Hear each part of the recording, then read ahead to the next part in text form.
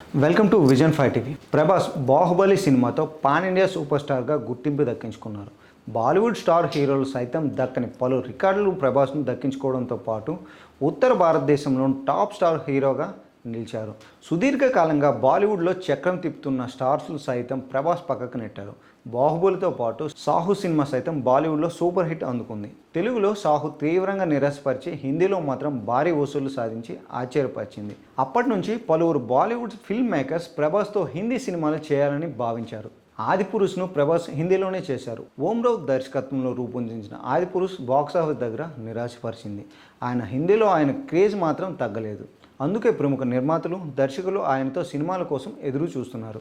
బాలీవుడ్కి చెందిన ప్రముఖ కమర్షియల్ చిత్ర దర్శకుడు సిద్ధార్థ్ ఆనంద్ కూడా ప్రభాస్తో చర్చలు జరిపారు. మైత్రి మూవీ మేకర్స్ బ్యానర్స్లో ప్రభాస్, సిద్ధార్థ్ ఆనంద్ల మూవీ పట్టాలెక్కించే అవకాశాలు ఉందని వార్తలు వచ్చాయి.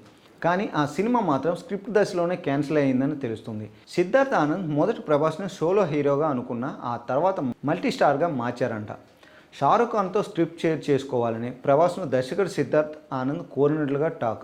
పైగా కథలోని షారుఖ్ పాత్ర డామినేట్గా ఉంటుందని, అందుకే ప్రభాస్ ఆ ప్రాజెక్ట్ని వద్దు అనుకున్నారనే వార్తలు వస్తున్నాయి. ప్రస్తుతానికి తనకు మల్టీ స్టార్ సినిమాలు చేసే ఉద్దేశం లేదని తేల్చి చెప్పి సిద్ధార్థ్ ఆనంద్ సినిమాను ప్రభాస్ బయటకు వచ్చేసానని టాక్ వినిపిస్తుంది. బాలీవుడ్ మీడియా కథనాల ప్రకారం సిద్ధార్థ్ ఆనంద్ దర్శకత్వంలో ప్రభాస్ నటించేందుకు ఆసక్తి చూపించిన మల్టీ స్టార్ సినిమాను ఆయన ముందుకు తీసుకురావడం వల్ల నో చెప్పానని అంటున్నారు. మొత్తానికి ప్రభాస్ బాలీవుడ్ మూవీ అయితే క్యాన్సిల్ అయింది. అయితే ఆయన చేస్తున్న తెలుగు సినిమాలన్నీ బాలీవుడ్ సినిమా రేంజ్లో ఉంటాయని, రిలీజ్ అవుతాయని సంగతి తెలిసిందే. ఇటీవల ఆయన నుంచి వచ్చిన సాలార్, కల్కి 2898 AD చిత్రాలు బాలీవుడ్ బాక్సాఫీస్ వద్ద భారీ విజయాన్ని సొంతం చేసుకున్న విషయం తెలిసిందే. అందుకే బాలీవుడ్లో ప్రత్యేకంగా సినిమాలు చేయాలని ప్రభాస్ భావించడం లేదని తెలుస్తోంది.